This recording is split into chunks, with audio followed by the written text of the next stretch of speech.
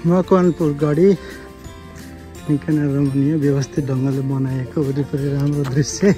हाम्रो भाइहरू बाबु तिमी कहाँ घुम्न आएको? मकवानपुर गढी। के रहेछ त यहाँको विशेषता? यहाँको मौसम एकदम राम्रो छ अनि पछि हाम्रो हिस्ट्रीहरूको बारेमा यहाँनिर अलिकति उयो छ, हाम्रो हिस्ट्री देखाइएको छ कि। तिमीले स्कुलमा पढेछौ यहाँको बारेमा? स्कुलमा त पढेको छैन, तर पहिला चाहिँ यहाँनिर युद्ध गर्न त्यो हुन्छ त युद्धहरूमा त्यो आफ्नो एनिमीहरूलाई डिफेन्स गर्नको लागि अलि हाइटमा बनाइएको दरबार। अनि पछि यहाँ चाहिँ युद्ध भएको थियो एउटा टाइममा, त्यही भन्ने सुनेको हो मैले। ल जेनजीले यति जानकारी राख्नु ठुलै कुरा हो आजको दिनमा। ल सानो यहाँ जेन अल्फा गामा के हो त्यो पनि आछ। के गलेको त्यो बुबासँग? हामी सबैको यसो एउटै फुलबारी हो हैन? ल सबैजना खिच्नु पर्यो, सबैजना गाउने गरी। यस्तो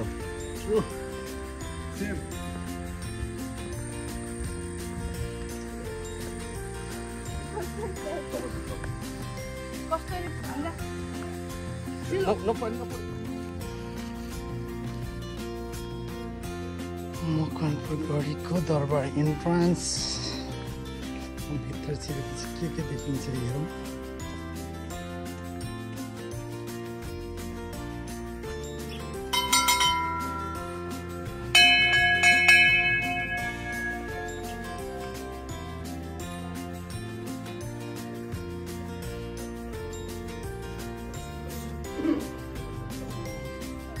पुजारीले निन्दा गर्दाखेरि बेलुका भएपछि फुत्त निस्किदिने अनि पछि लाग्दो जाँदा चितवन माडीसँग गएर तोरी माडेको हुनाले चितवन माडी नाम रहेको भन्ने किंवदन्ती त्यहाँ एउटा। त्यताबाट आइसकेपछि भगवान्लाई नुहाई धुवाई पूजापाठ सबै थोक गरेपछि भगवान् मैले तपाईँलाई सफा राख्न सकिनँ, मैले बाँध्ने है भनेपछि अन्तर्ध्यान गरेर शिला रूप भएको त्यो शिलालाई तल कुन्न बनाएर त्यही रूपले चाहिँ स्थापना गरेको तस्बिर हुनाले वंश गोपाल नाम रहेको। बाल गोपाल हो। हामीले पूजाआजा गर्दाखेरि बाल गोपालको के गर्छौँ, वंश गोपाल भन्नु चाहिँ कसरी भने वंशीधरी पनि भए, सेन वंशले स्थापना गरे अनि सी चाहिँ हटाएर वंश गोपाल नाम राखे। बाँडेको चाहिँ कसले लाग्यो? पुजारीले बाँध्यो भने उनले चकचक गरे माडे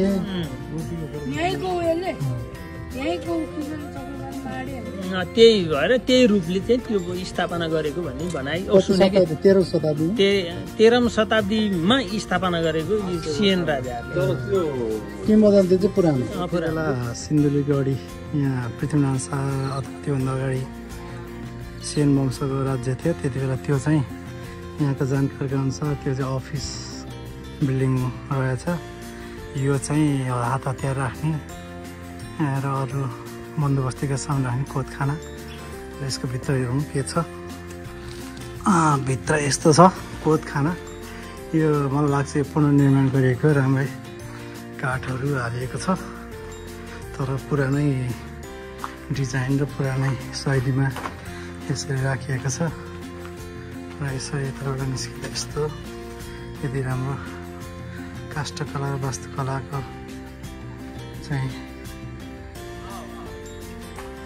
सिर्जना देख्न पाइन्छ। र यता नेपालको राष्ट्रिय झन्डा पनि राखिएको छ। आँपको रुख पनि रहेछ। यसरी चाहिँ व्यवस्थित ढङ्गले उति बेला पनि राजाहरूले आफ्नो राजा सिद्धेश्वर महादेव मन्दिर यहीँ यसरी मन्दिरको पनि स्थापना गरिएको। पानी जोहो गर्नलाई पानी राख्नको लागि बनाएको ट्याङ्की। यो चाहिँ यसरी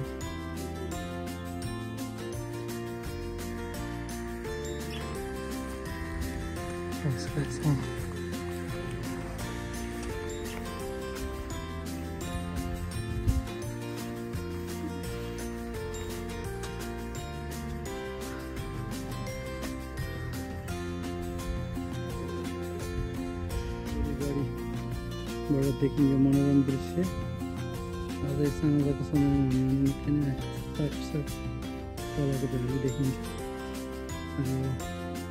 यसको पूर्व पश्चिमपट्टि चाहिँ काठमाडौँ बजार छ।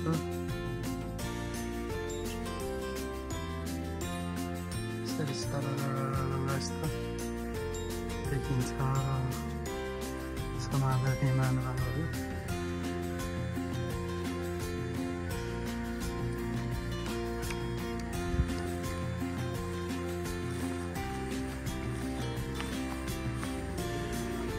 नेपाली झन्डा यसरी छ। फर्काइरहेको छैन। नेपालको चुच्चे नक्सा समेत बनाइएको रहेछ, विच इज गुड पार्ट। खुसीको कुरा हो यसरी अपडेट गरिनु। सङ्घीय लोकतान्त्रिक गणतन्त्र नेपाल, जहाँ चाहिँ 1 2 3 4 5 6 7वटा प्रदेशहरू छन्।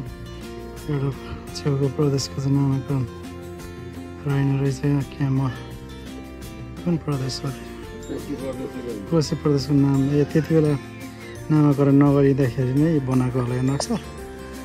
ल झन्डा पनि फर्कायो। Another good thing. सेता बादल निकै रमणीय। अब यो जुन अफिस बिल्डिङ थियो त्यसलाई चाहिँ भग्नावशेष नै राखिएको रहेछ निर्माण नगरिकन।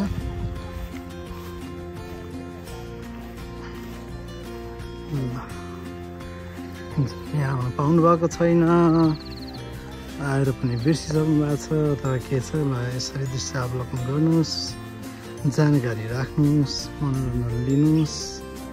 तिमी कहाँ आएको?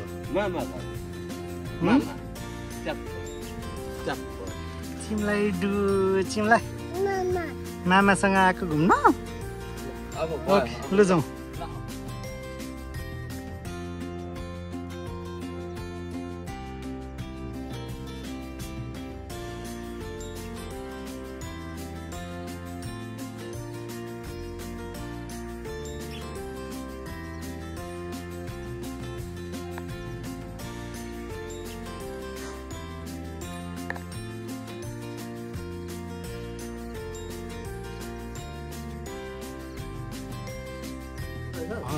उसले बोल्ने भाषा बोल्ने होइन क्या? हजुर।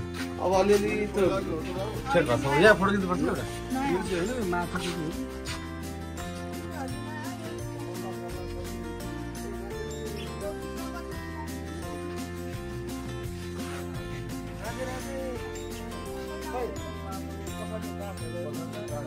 यहाँ ठुलो पर्यो यसरी नर्मल ठिकै हुन्छ पैसा त।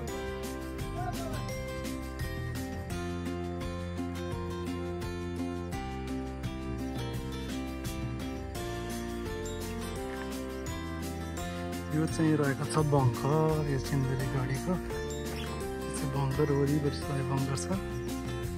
यसरी चाहिँ सिन्धुली